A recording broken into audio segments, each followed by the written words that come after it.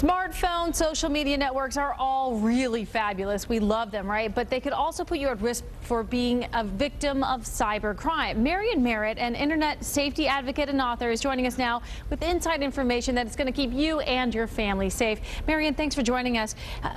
How much does where you live have to do with the cybercrime, or does it matter? This is the internet.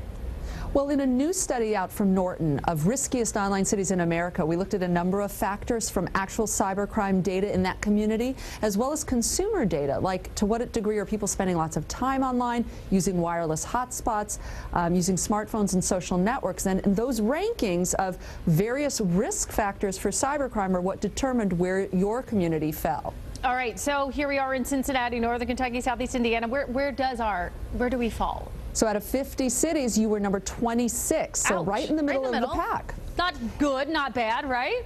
Well, certainly not as bad as our number one riskiest online city, which was Washington, D.C. But remember, these are risk factors, so it's the possibility of being vulnerable for cybercrime rather than actual cybercrime data.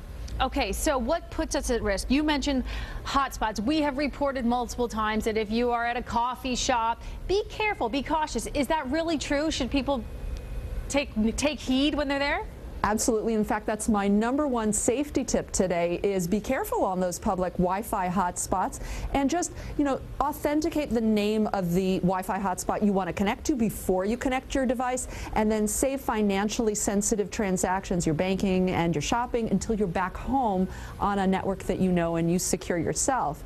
And then the other great tip, of course, is passwords, which are a great way to make yourself safer online if used properly. And that means unique, complex, different for every account you use, which I know can get difficult. Yeah, so that's I recommend exhausting. people, it can be, so get a password manager, and a great one is Norton's Identity Safe.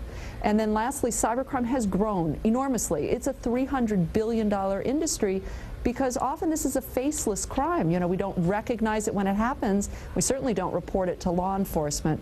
So you've got to stay educated. You've got to stay on top of this issue and learn. One last thing, Marian. I have kids. I have teenagers. Lots of people do. Whether they're children or young children or teens, are there things that we should be, keeping an eye on when it comes to online safety for them, as stealing our identity through them? Absolutely. Every device that your children have access to could be used to make you vulnerable for cybercrime. Teach your kids about the importance of using good passwords. Make sure they know never to share them with friends, which is an increasingly popular teen phenomenon. And make sure they don't purchase things without your permission, like apps in your devices, in your tablets. Okay, that's excellent advice. Marian Meritt, thanks so much for spending a couple minutes with us. It's been my pleasure. Absolutely, and our thanks to Norton for providing that satellite time.